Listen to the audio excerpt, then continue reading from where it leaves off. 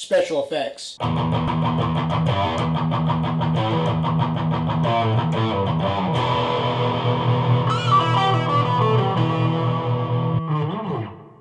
What's going on, guys? Welcome back to a new semester of 5 Minute Film School. We took a quick break for the holiday season, but now we are back and better than ever. We are kicking off the month of March with a very special handful of episodes on special effects in the movie industry. This week we're going to cover the early part of the 1900s, leading all the way up to Technicolor, so stay tuned. Welcome to part 1 on our very special web series of the special effects used in movies today. Today we're going to be covering not only the history of special effects, but all the special effects that dated from the late 1800s all the way up to the mid-1900s. When looking at special effects in the movie industry, they are broken down into 3 different categories. The first type of special effect that we have is an optical effect. Then we have a mechanical effect, and then we have a visual effect. So 3 different types. So an optical effect is usually an effect done in camera. The cinematographer creates some sort of illusion using a camera that tricks our eye. Mechanical effects are also done in camera using real-life props, sets, or miniatures to create an illusion of some sort. And then mechanical is usually built into the movie. And lastly, visual is a more recent style of visual effect where all the special effects are done post-production. So they're using computer-generated technology to put that effect into the movie after it's already been created. The special effects people in the industry call it world building. They use the CGI technology to create new worlds, creatures, characters that adds to the cinematic storytelling of that particular film. Okay, let's talk about the 3 different types of special effects that are used in movies today. The first one we have is optical. Now, optical, again, just to remind you, is an effect that's done in camera where the cinematographer uses some kind of trick to trick the audience into believing that what they're seeing is not an illusion. Here's a good example. Look at Steven Spielberg's film Jaws.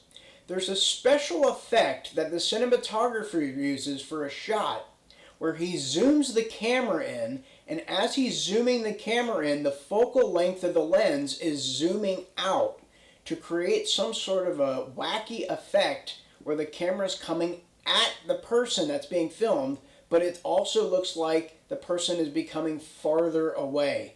This little trick is an optical special effect that the cinematographer is using. The second one we have is mechanical. Like I said before, the mechanical effects are usually props or big types of sets that utilize explosions, things that are put in camera in real time. They're practical effects.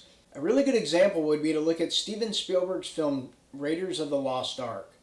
There's a really particular scene that the special effects are just incredible in. It's the scene where Indy is infiltrating the Nazi base camp and he's having that fist fight with the Nazi thug, and they're fighting and a plane is moving around them and there's explosions and fist fights and blood and guts, and it's really exciting. That is all considered to be a mechanical effect because the planes are moving, there's explosions, there's action, there's fighting. It's all done in real time using practical sets, people, and locations. Okay, the third one, let's look at visual. A visual effect is, remember, it's all these special effects that are done post-filming. So, using computer-generated technology, a bunch of CGI artists and developers come up with programs and special effect shots where they can start building the world of a film.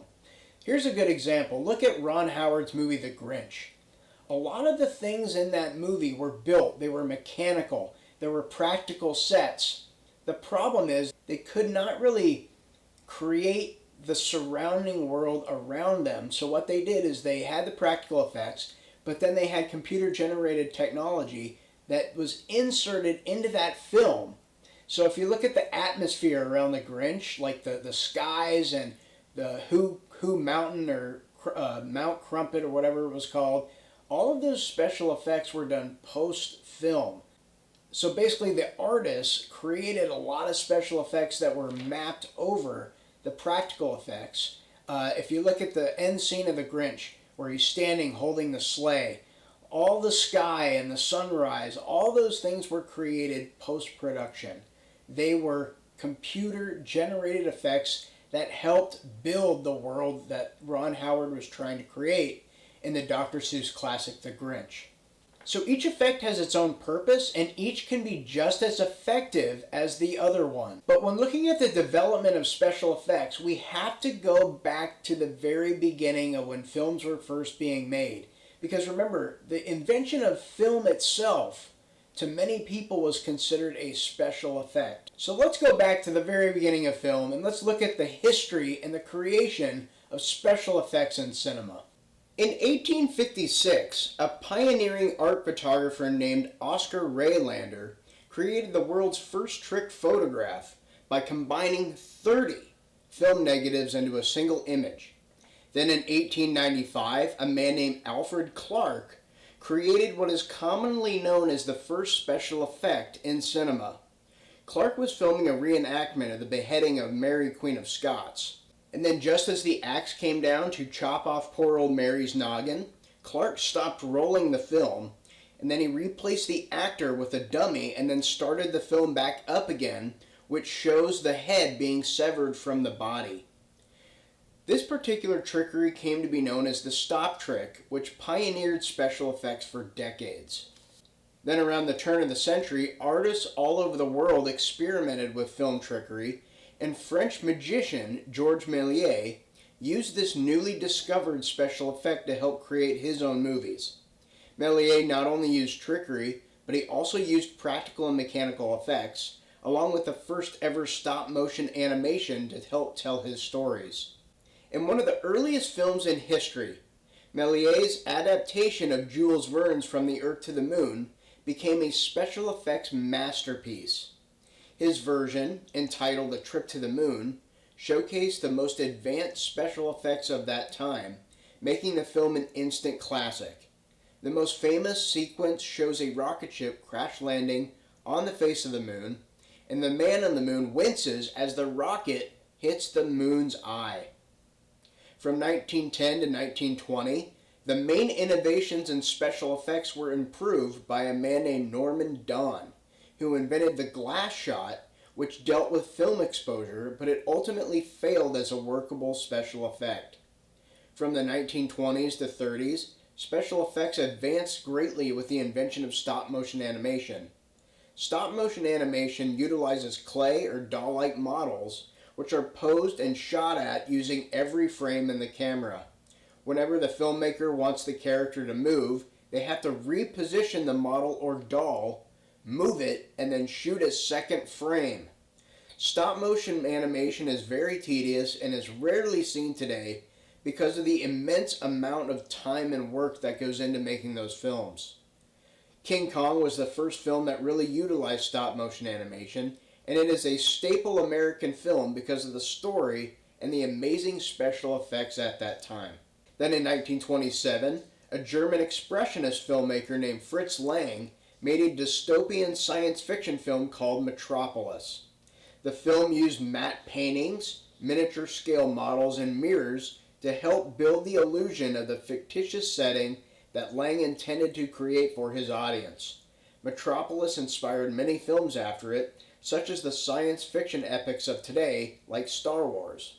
Metropolis is a world-building film that utilized some of the most advanced technology at that time. With Technicolor on the horizon, filmmakers were about to embrace themselves to the endless possibilities of what could be seen on screen. Anyway, that's it for today's episode. I hope you guys enjoyed it. If you like this video, click the like button right here and subscribe to FilmSchoolHooligans.com, and we will see you next week as we tack on Technicolor and the science fiction genre of special effects. See you then.